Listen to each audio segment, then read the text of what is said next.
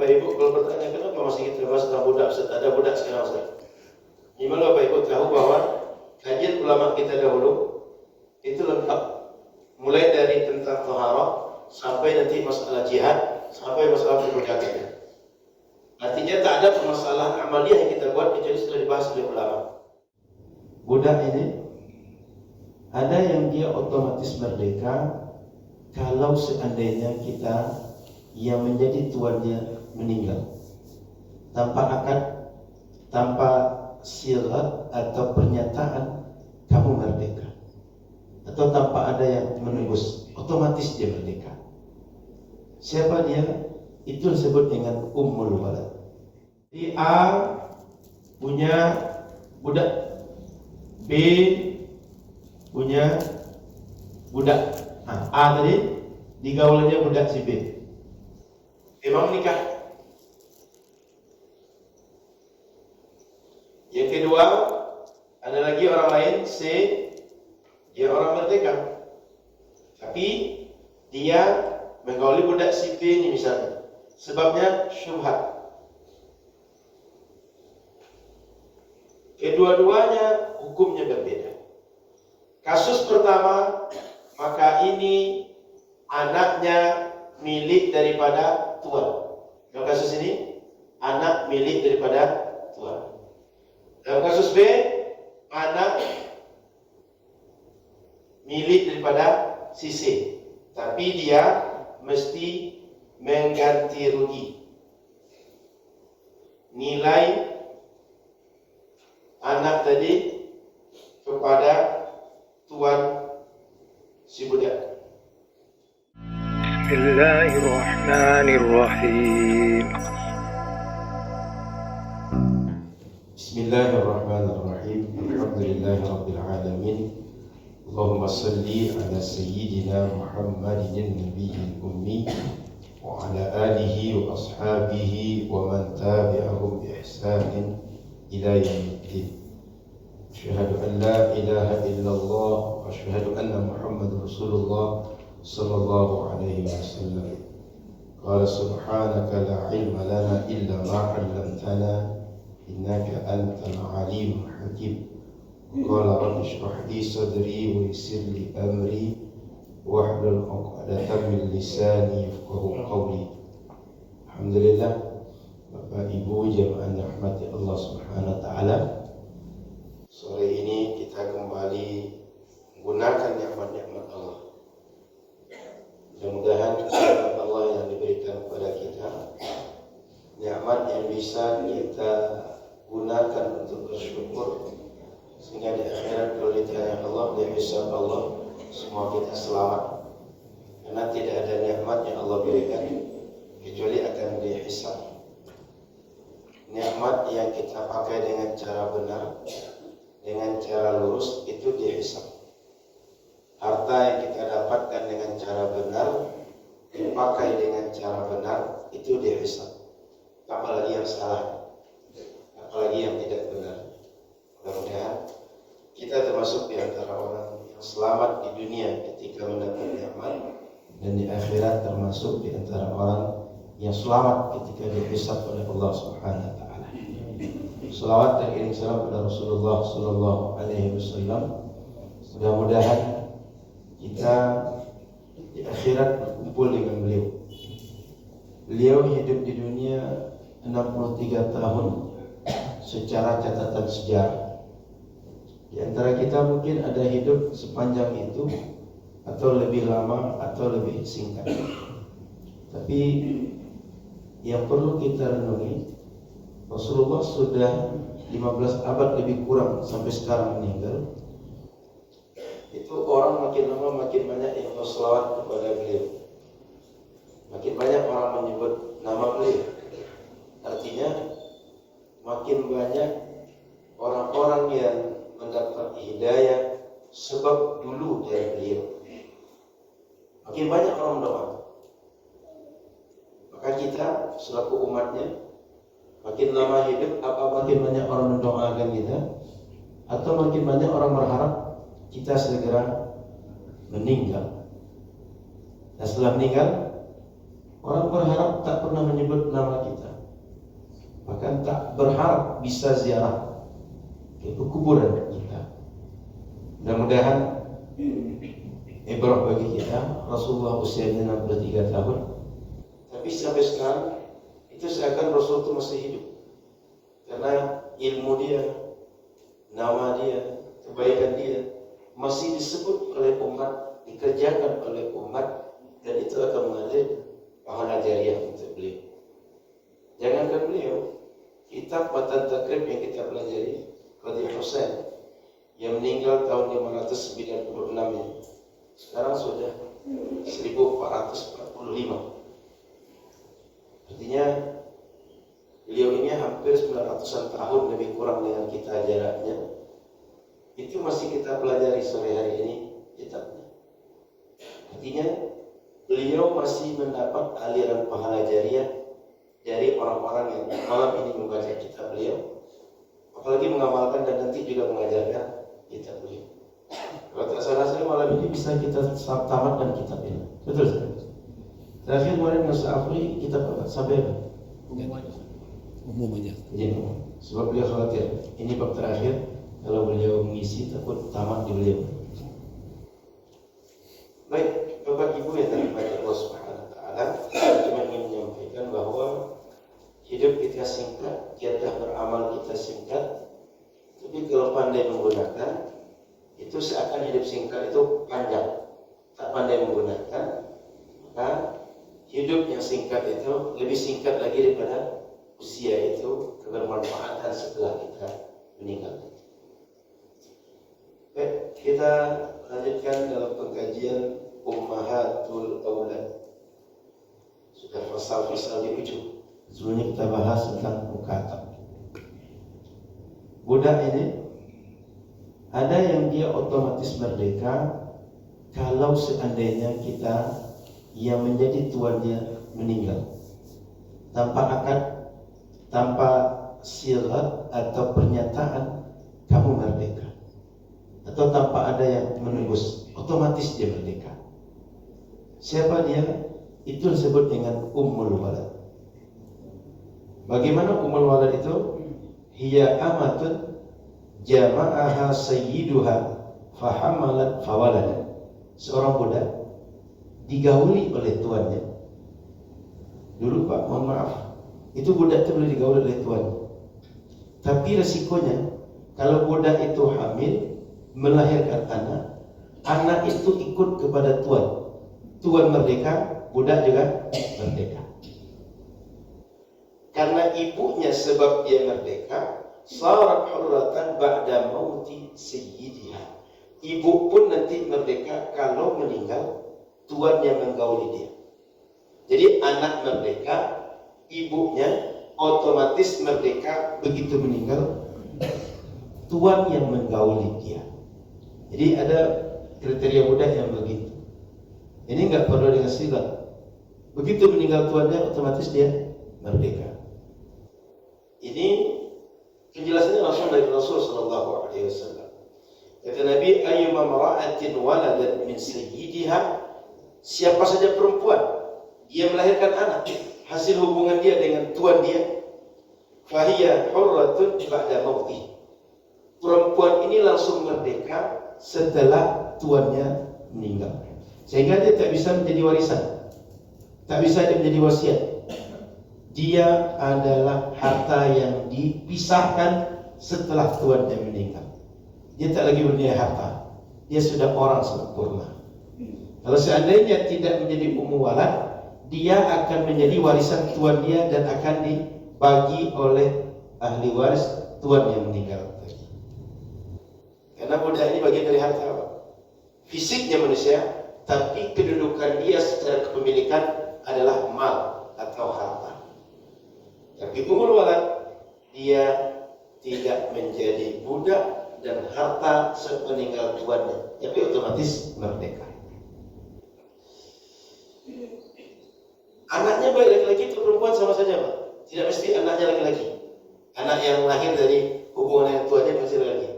Anaknya bisa laki-laki, anaknya bisa perempuan, ibunya bisa merdeka setelah tuannya meninggal. Karena itu Ummul walad itu tidak boleh diperjualbelikan, tak boleh digadaikan, tak boleh dia dihibahkan kalau dia sudah hamil.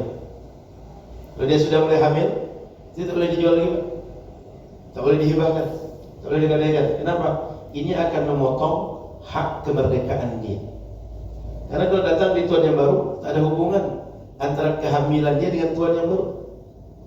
Bagi tuan yang baru, saya tidak ada menghamili dia. Kenapa pula dia merdeka dengan saya? Bagi tuan yang baru, ini harta dia. Maka tak boleh dia dijual belikan, tak boleh dia digadaikan, tak boleh dia dihibahkan, dan semua yang menuntut pindahnya kepemilikan. Tapi boleh tuannya untuk mempekerjakan dia sebagaimana budak sebelumnya. Dan mohon maaf, masih boleh digauli dia seperti sebelum dia hamil tadi.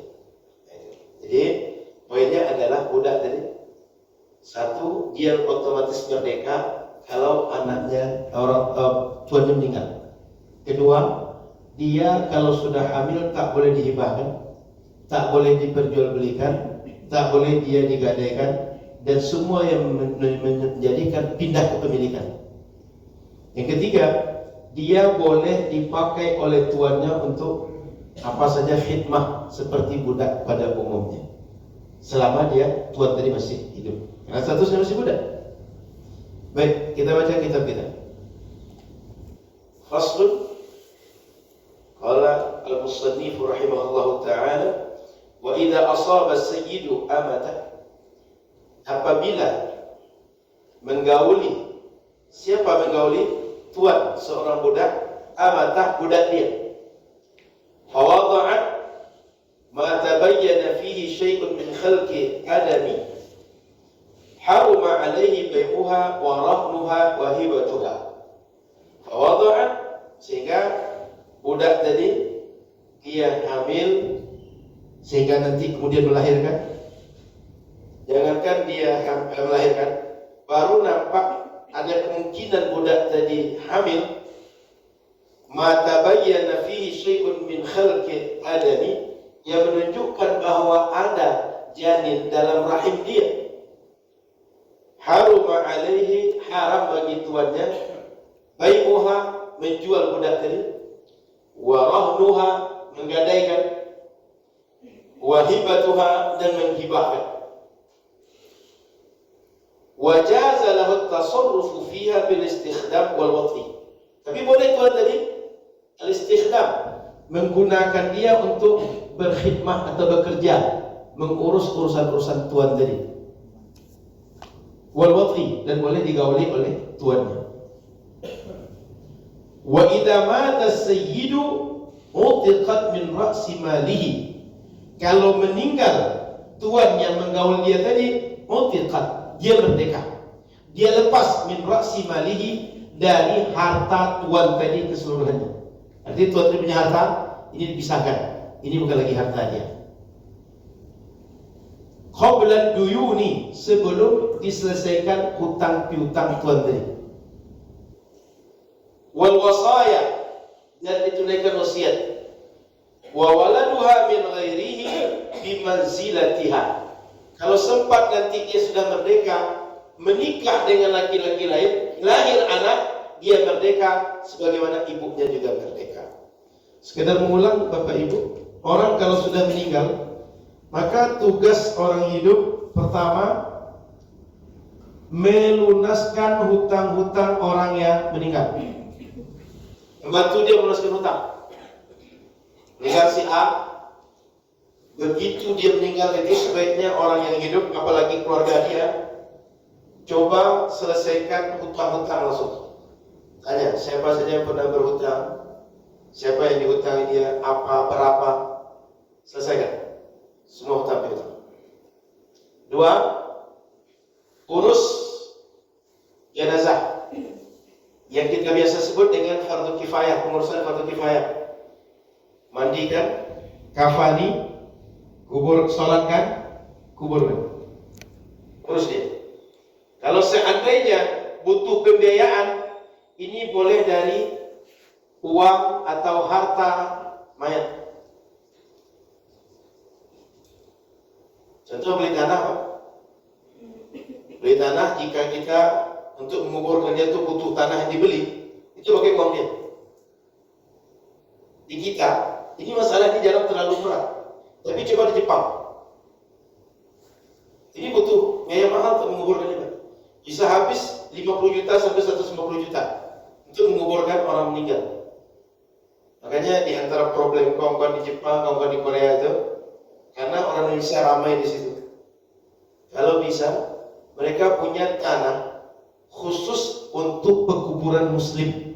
Sehingga kalau meninggal, itu nggak perlu beli tanah. Karena sampai beli tanah itu bisa 50 juta sampai 150 juta untuk setiap menguburkan satu orang. Meninggal ya Pak, mahal banget. Apalagi hidup. Jadi Bapak Ibu rahmati Allah, syukur kita negeri kita ini tak pernah ada masalahnya. Ada yang di sini pernah masalahnya Pak, sampai beli tanah atau sampai tak boleh dikuburkan di mana-mana, kan nggak ada kan? Ada Pak? Oh pernah mengalami itu Pak? Nah, berapa rata-rata pembayaran di kita Pak? 2 juta. Jadi 2 juta masih dianggap kecil lah di kita. Tapi 50 juta, mohon maaf, orang kita yang di Jepang, di Korea itu rata-rata kensuse. Kensuse itu apa? Guru kasar. Ya guru kasar memang kalau diuangkan uang kita gaji besar, tapi sampai di sana dia gaji besar, pengeluaran tiap hari juga mesti keluar. Belum lagi waktu sebelum berangkat dia butuh modal untuk biaya berangkat, dan itu hutang kebanyakan. Sehingga begitu dia bergaji, itu menyelesaikan biaya hidup di sana, mengangsur hutang. Sudah itu keluarga yang berharap, belum lagi anak yang ditinggalkan, istri yang ditinggalkan. Sebab meninggal, ini biasanya patungan. Itu Pak. Urus jenazah, dan kalau ada terkait dengan harta, ambil uangnya. Yang ketiga, baru tunaikan wasiat. Wasiat dia, misalnya saya kalau meninggal, mobil itu tolong kasih ke si Anu, bukan ke anaknya. Dan wasiat ini tidak boleh untuk ahli waris. Tidak boleh ahli waris dapat wasiat. Kenapa? Kalau ahli waris dapat wasiat, anggaplah semua ahli waris itu ada 5 orang. Mobil kan cuma 1, otomatis yang menerima cuma 1 orang. Di antara 5 ini cuma 1 orang dapat wasiat. Apa terjadi dengan 4 orang? Dia tak dapat, yang 1 dapat. Efeknya apa? 4 akan iri dengan 1. Dia warisan yang 1 dapat, wasiat dapat double. Yang 4 tak dapat wasiat, cuma warisan. Ini dapat tunggal, ini dapat double. Otomatis meskipun dibagi secara hukum faraid, ini akan tetap lebih banyak karena dapat dari 2 arah. Apa yang terjadi jika ini? Maka pihak yang 4 orang ini akan cemburu, akan dengki dengan yang 1. Boleh jadi gara-gara itu mereka bertengkar dan pecah persaudaraan. Maka wasiat itu tak boleh pada ahli waris. Sudah itu wasiat ini boleh kepada orang lain, tapi maksimal 1/3 harta. Kenapa 1/3 harta? Jika kita punya anak keturunan, punya keluarga, mereka punya harta, biaya hidup dari warisan kita, sehingga dia tak minta-minta mengemis ke orang, itu lebih baik dibanding semua harta kita berikan kepada orang, lalu orang sejahtera, orang senang, mungkin orang yang kita sayang, dia bahagia peninggal kita, tapi keturunan kita, keluarga kita, warisan ini Pak, jangan bayangkan hanya anak yang dapat. Kadang anak dapat, kadang saudara dapat, kadang orang tua dapat, kadang pasangan hidup yang dapat. Sebab warisan itu ada anak, nanti ada saudara, ada orang tua, ada istri atau suami. Jadi meninggalkan anak keturunan dengan harta yang cukup biaya hidup dasar saja, itu jauh lebih baik dibanding mereka sampai, mohon maaf, di Pekanbaru ini mulai ramai sekarang orang minta-minta. Dan sebagian meresahkan Pak, sebab 1 lampu merah kadang-kadang bukan 1-2 orang, lebih dari 5 orang, dan itu anak-anak usia sekolah, Pak. Yang menjadi risau itu sudah aja 10 malam ke atas. Itu anak-anak usia kelas 1 sampai kelas 6 SD. Itu masih juga itu kerjanya. Ada yang modusnya membersihkan cermin kaca mobil kita, ada yang menjual tisu dan berbagai hal. Jadi sepertiga maksimal. Baru yang keempat dibagi warisan. Nah, jadi disebutkan bahwa jika ada budak umul walad sebelum 4 proses ini dilakukan, ini budak tidak dilepaskan dulu. Gitu ya, bahwa ini dilakukan setelah orang meninggal. Tapi umul walad, budak yang tadi digauli oleh tuannya, hamil, dia punya anak dia, sebelum 4 proses ini dilakukan, dia sudah lepas dari harta tuannya, otomatis dia merdeka. Gitu Pak. Jadi jangan sampai diwariskan, jangan sampai diwasiatkan. Baik, sampai di sini kita lanjut diskusi. Kalau seandainya tak ada diskusi, kita lanjut ke berikut. Baru kita selesai insyaallah. Silakan ada pertanyaan. Kalau tak ada, Bapak Ibu kalau bertanya kenapa masih kita bahas tentang budak, ada budak sekarang Ustaz.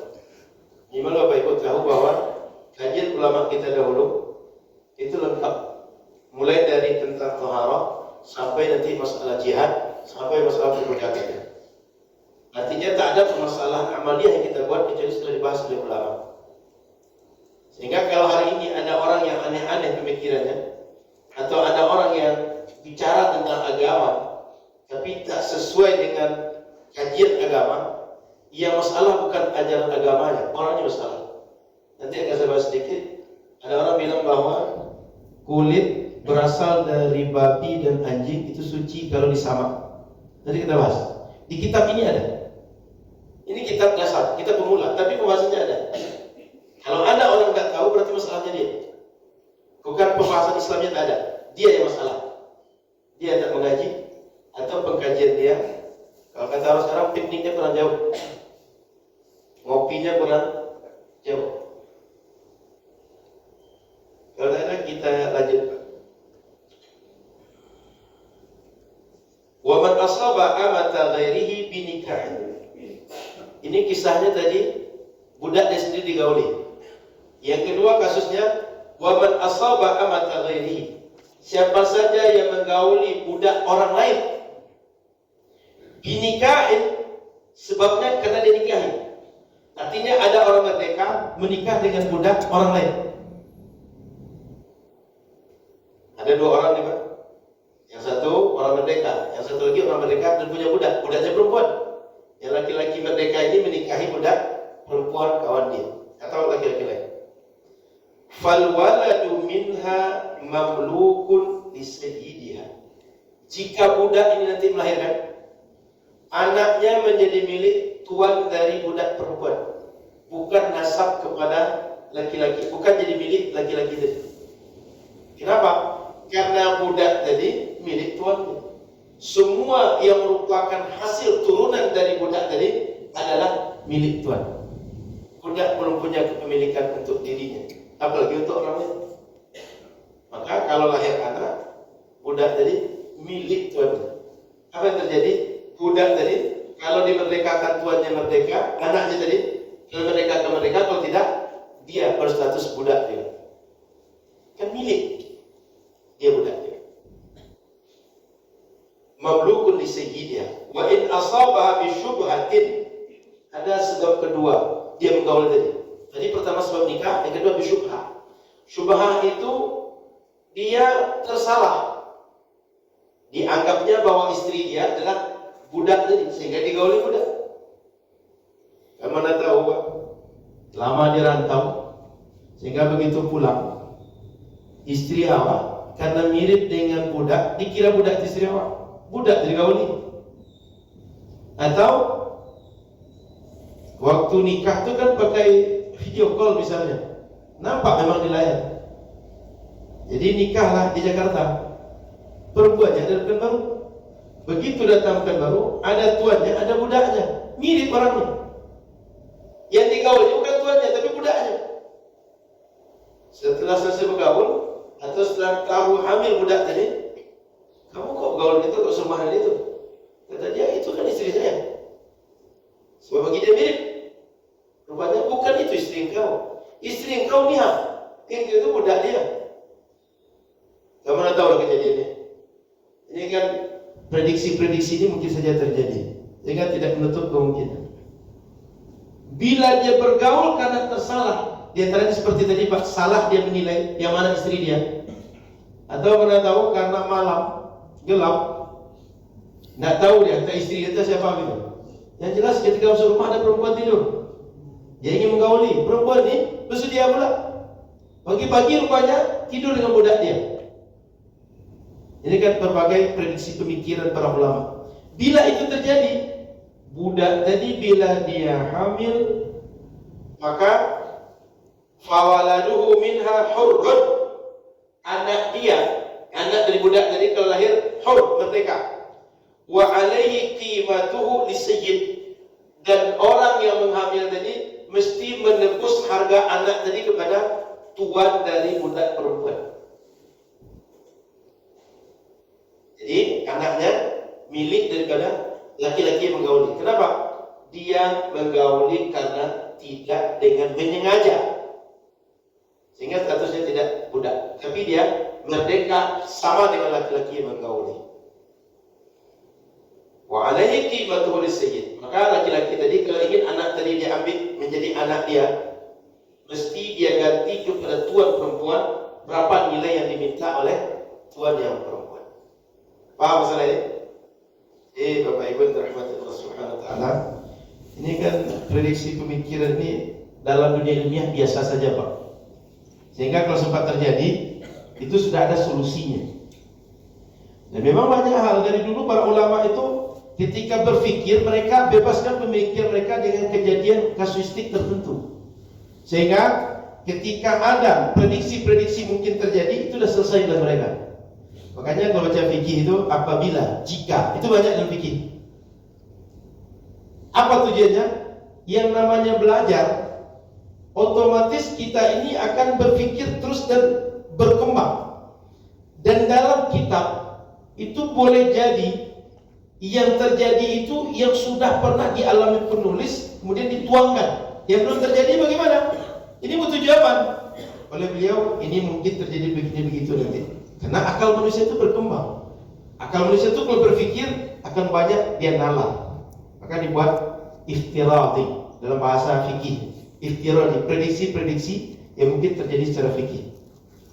Jadi A punya budak, B punya budak. Nah, A tadi digaulannya budak si B. Memang menikah. Yang kedua, ada lagi orang lain, C, dia orang merdeka, tapi dia menggauli budak si B ini misalnya. Sebabnya syubhat. Kedua-duanya hukumnya berbeda. Kasus pertama, maka ini anaknya milik daripada tuan. Dalam kasus ini, anak milik daripada tuan. Dalam kasus B, anak milik daripada si C, tapi dia mesti mengganti rugi. Nilai anak tadi kepada tuan si budak.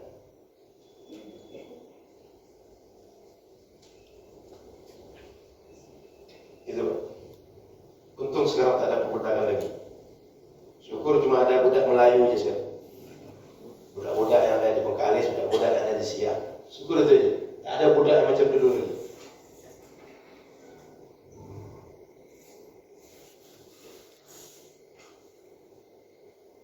Baik, jadi agak kasus memang terjadi hal ini. Zaman kita karena memang tak ada perbudakan, tak terbayangkan kita. Cuma pernikahan syubhat itu mungkin terjadi. sehingga tak terjadi budak-budak saja. Boleh jadi ada dua perempuan kembar, yang keduanya dinikahkan orang tuanya, tapi belum jumpa yang mana laki-lakinya, sehingga laki-laki A menikah dengan B, laki-laki C menikah dengan D, cuma belum saling berjumpa. Oh, silang terjadi, itu bisa. Maka bila itu terjadi, itu namanya syubhat dalam fikih. Pernikahan mereka pernikahan syubhat. Atau boleh jadi pernikahan syubhat ini, Pak, ada orang waktu kecil dia sepersusuan, tapi datanya tak ada. Artinya tak ada orang mengingatkan, dan tidak ada yang mengetahui bahwa orang ini adalah sepersusuan. Sudah menikah mereka, sudah punya anak, berjalan waktu, rupanya mereka sepersusuan. Itu mesti dipisah, Pak. Karena secara Islam tak boleh orang sepersusuan menikah. Orang yang berhubungan persaudaraan dengan sepersusuan, hubungan dia sama dengan hubungan nasab. Yuhramu minal radha' ma yuhramu minan nasab. Diharamkan hubungan pernikahan karena sepersusuan sama seperti hubungan pernikahan karena nasab. Itu syubhat juga, Pak. Maka hari ini ibu-ibu terutama, Bu, kalau ibu menyusukan anak orang lain, anak saudara, anak tetangga, anak siapa saja, pastikan bahwa ibu menginformasikan proses ini kepada orang lain, atau hubungi orang tuanya, atau anak itu kalau sudah besar kasih tahu dia, nak, kamu saudara dengan saya, nak, saudara sesusuanmu si anu.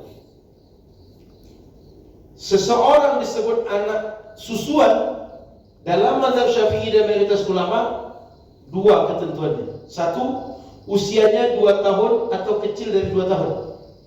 Artinya maksimal 2 tahun. Kalau 2 tahun ke bawah dia menyusu, maka bisa menjadi anak persusuan. 2, dia sudah menyusu minimal 5 kali, dan setiap menyusu itu dianggap sekali menyusu itu kenyang, sehingga begitu dia melepaskan susu itu memang karena kenyang, bukan karena anak ketika menyusu. Biasanya anak melepaskan susu karena dia kenyang, indikasi dia kenyang dilepaskan, bukan karena dia melepaskan sebab dia kaget. Jadi saya kemarin di Masjid Raya An-Nur baca hadis. Hadis itu mak dengan anak beda doanya, beradu doa. Ketika anak sedang menyusui, yang sedang disusukan mak dia, lewat laki-laki ganteng, kendaraannya bagus, ya orangnya macam orang kaya, ganteng, penguasa, uang banyak. Apa kata mak dia? Allahumma ja'al ibni mitlahu. Ya Allah, nanti anak ini jadikan seperti dia. Oleh anak tadi dilepaskan dia menyusu, dia tengok siapa lewat. Ini anak menyusu. Apa kata dia? Allahumma la taj'alni mitlah. Ya Allah, jangan jadikan aku macam dia. Jadi dalam hadis Sahih Bukhari ada 3 orang pada bicara waktu kecil. Satu, Isa bin Maryam. Yang kedua, anak yang lahir waktu Juret difitnah berzina di zaman Bani Israel. Yang ketiga, ini anaknya. Dan Sahih Bukhari cerita, Sahih Bukhari Muslim. Lalu anak ini setelah itu dilanjutkan menyusu, lewat perempuan dipukuli. Banyak orang mukul dia. Apa kata dia? Hasbi Allah wa ni'mal wakil. Tak ada pelindung, tak ada tempat aku mengadu, itu hanya Allah saja. Kata mak dia, Allahumma la taj'al ibni mitlaha. Ya Allah, jangan jadikan anakku macam dia. Tapi anak ini tengok, siapa kata ibu, aku jangan seperti dia. Dia tengok sama anak tadi. Lalu apa kata anak dia? Allahumma ja'alni mitlaha. Ya Allah, jadikan aku macam dia, seperti dia. Beradu doa mak dengan anak. Inilah saya Bukhari ceritanya, Pak. Maka bertengkar lama dengan anak tadi. Engkau kenapa? Lain kau doakan, lain pula kau doakan. Kata aku, semoga engkau jadi seperti laki-laki yang ganteng, yang nampak mewah, nampak gagah tadi. Kata kau, tidak, jangan seperti dia. Lalu perempuan dipukuli, kata orang dia berzina, dia mencuri. Aku berdoa, jangan kau macam dia. Kata kau, macam dia. Apa kata anak tadi? Mak, laki-laki yang mak tengok ganteng tu, dia itu jabbar. Dia laki-laki yang lalim, penguasa yang jahat, tangan besi. Yang perempuan tadi, dia tak bersalah. Dia hanya dituduh orang. Dia perempuan baik-baik. Dan dia mengadu kepada Allah. Jadi kadang-kadang kita ini tertipu oleh casing. anak tadi mungkin di antara orang yang diberikan oleh Allah ilham sehingga dia bicara waktu itu untuk memberikan sebuah kebenaran atau sebuah informasi kepada mak dia, mengajarkan kepada kita jangan tertipu oleh casing. Karena casing ini HP, jangan kan HP bagus, HP buruk pun. Tapi kalau casingnya bagus, oh itu bisa. HP Realme macam saya ini HP murah. HP Realme ini bisa macam iPad kalau dibuat casingnya bagus. Tapi begitu dipakai, ketahuan, oh pixelnya rendah. Itu bisa ketahui. Ketika dibuat kalau streaming, gambarnya kabur, suara gak jelas. Itu casing bisa membuat yang hakikat berubah. Balik pada kisah tadi, anak-anak yang disusukan, informasikan pada keluarga kita. Kalau perlu buat berita acaranya atau buat suratnya, ada saksi, sehingga kalau sempat terjadi suatu hal di kemudian hari, meninggal ibu susuan, meninggal saudara yang lain, ada sebuah berita bahwa si fulan adalah anak susuan dari si anu. Sehingga jangan sampai terjadi. Ini Pak, kalau cerita fikih ini nampaknya ringan, tapi sudah terjadi nanti repot Pak. Bayangkan, sudah menikah 10 tahun, anak sudah 5, berpisah. Coba yang repotnya. Ini baru anak 5, baru masalah nafkah dia Pak. Belum lagi masalah harta turunan dan harta dan banyak turunan lain masalahnya. Maka oleh karena itu, menghindari masalah lebih baik daripada menyelesaikan masalah. Maka oleh karena itu Bapak Ibu, terutama ibu-ibu, tidak ada larangan ibu-ibu menyusukan anak orang, menyusukan anak saudara, menyusukan anak tangga. Silakan, tapi pastikan bahwa anak susuan tadi jelas identitasnya dengan hubungan kekerabatan dengan anak kita dan orang sekitar kita. Suami kita bagaikan ayah bagi dia, ayah ibu kita bagaikan kakek nenek bagi dia, saudara-saudari kita bagaikan paman dan bibi bagi dia, anak kita bagaikan saudara bagi dia, cucu kita bagaikan kemenakan bagi dia nanti. Jadi dia seolah satu dari anggota keluarga kita, yang semua anggota keluarga lain itu akan punya hubungan pernikahan boleh dan tidak dengan dia nanti. Maka ini penting. Sekali lagi ibu-ibu tidak ada masalah, silakan. Bapak-bapak juga tidak perlu larang istri menyusukan anak orang lain, tapi pastikan saja bahwa dia menyusukan siapa dan siapa saja anak susuan dia. Baik. Selanjutnya, wa in malakal amata al-mutallaqah ba'da dhalika lam tasir umma waladin lahu bilwati fid nikah.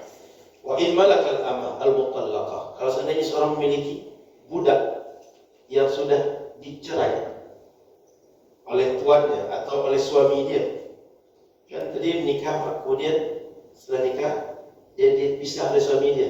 Lalu ada orang memiliki budak tadi setelah dipisah tadi, lam tasir umma walad, perempuan tadi tidak menjadi ummu walad bagi laki-laki yang sudah laki-laki baru yang menjadi tuan dia. Dia cuma menjadi ummu walad bagi laki-laki yang tadi menggauli dia, laki-laki baru dia.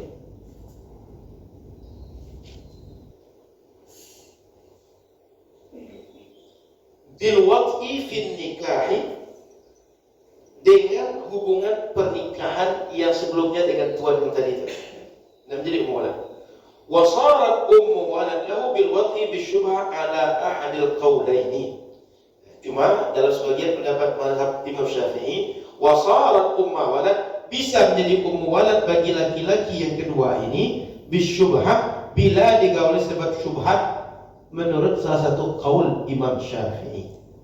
Jadi Bapak Ibu yang dirahmati Allah Subhanahu wa taala, intinya kalau ada perempuan dia tidak digauli oleh seseorang, maka dia tak menjadi ummu walad bagi tuan yang tadi itu. Kalau gauli oleh orang lain, maka orang lain tadi yang berkaitan dengan dia dalam masalah perbudakan dia, tuannya tidak.